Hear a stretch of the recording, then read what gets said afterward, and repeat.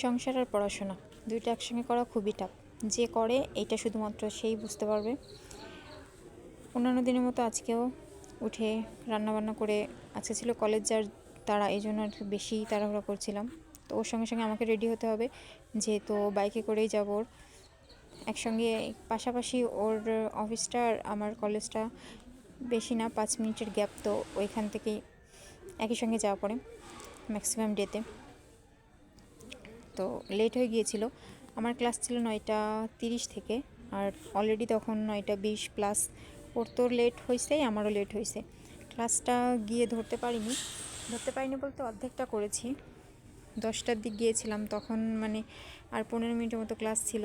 Sir বলছে যে বুঝি ম্যারিড তো লেট হবেই, তুমি যে আসছো এটাই অনেক। তো যাই হোক, এটা হাসির হইলে এটাই সত্যি। ম্যারিড লাইফে পড়াশোনা করাটা খুবই টাফ। যদিও সাপোর্ট করার লোক আছে, তারপরেও প্রেশার একটা থাকেই। আর গাছপালা যেখানে, আমি সেখানে থাকবো না সেটা কি হয়। একটা ক্লাস শেষ, তো পরের ক্লাসটা মিস ছিল, এই জন্য একটু ঘোরাঘুরি করছিলাম। আর এই নার্সারিটাতে আমি প্রতিদিনই আসি, নতুন নতুন গাছ অ্যাড হয়। মানে কলেজে আসলে আমার আসা হবে এইখানে।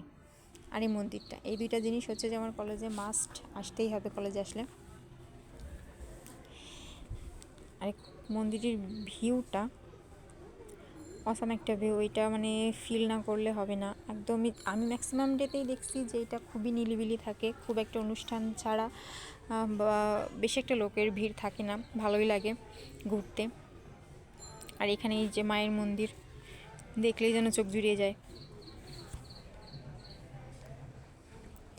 কলেজে আসলে এইখানটাই হচ্ছে একমাত্র শান্তির জায়গা, নিলিবিলি সময় কাটালে।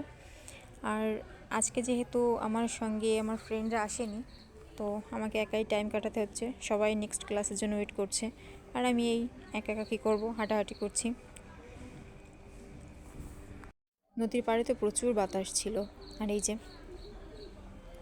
মন্দিরের অনেক সুন্দর সুন্দর ফুল গাছ ছিল, মানে এইটা না নিয়ে আর পারলাম না। তারপরে নেক্সট ক্লাসে যাচ্ছিলাম।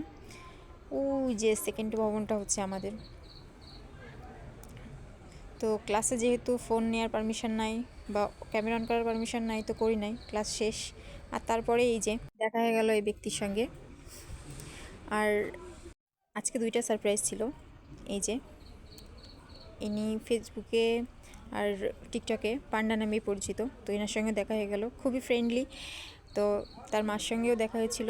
তো আন্টি আমাদের এই যে ছোলা মাখা খাওয়ালো, অনেক টাইম স্পেন্ড করছে একসঙ্গে, ভালো লাগছে। ক্লাসটা মিস হয়ে গিয়েছিল, যাই হোক, তো ভালো লাগলো তার সঙ্গে ঘুরে আজকে দিনটা। আর এই যে এইখানে একজন এই যে গাছ নিয়ে বসেছিল, তো গাছ যেখানে আমি সেখানে থাকবো না, এটা হইতেই পারে না। তো অনেকগুলোই গাছ নিয়েছি এনার থেকে। আর ভিডিও করে দিচ্ছিল হচ্ছে আমার ভাই। তো ফার্স্টেই যে আসছিল, তো অন্যান্য দিন আমি কলেজে গেলে দেখা যায় যে ক্যামেরাম্যান আমার ফ্রেন্ডরা থাকে, তো আজকে ও ছিল, ওই ভিডিওটা করে দিচ্ছিল। এই যে ওই দেখাই দিচ্ছিল যে এই গাছগুলো নেন। এই যে অনেকগুলো গাছ নিয়েছি, এখন বাড়ির দিকে যাচ্ছি। বাড়িতে এসেই গাছ নিয়ে বসে পড়েছি, মানে এইগুলো না লাগানো পর্যন্ত, বা এইগুলো কোথায় কেমন লাগালে কেমন লাগবে এটা না দেখা পর্যন্ত ভালো লাগতেছিল না। তো এসেই সব কিছু বাদ দিয়েই বসে পড়েছি যে কোনটার ভিতরে কোনটা লাগানো যাবে এটার জন্য। আর এখানে বেশ অনেকগুলো গাছ এনেছি। এই গাছটার নাম আমি যদিও জানি না, ফুলগুলো অনেক সুন্দর হয়। আর এটা হচ্ছে রজনীগন্ধা, এটা কাঠগোলাপ, আর দু একটা জবাও ছিল। এই যে সবগুলো গাছ এক এক করে দিয়েছি। এখানে অনেকগুলো ক্যাকটাস গাছ ছিল যেগুলো অনেক ছোট ছোট ছিল, এই জন্য বোঝা যাচ্ছিল না ঝাল। আর এটা কি, এটা একটা জবার গাছ, এটা রজনীগন্ধা।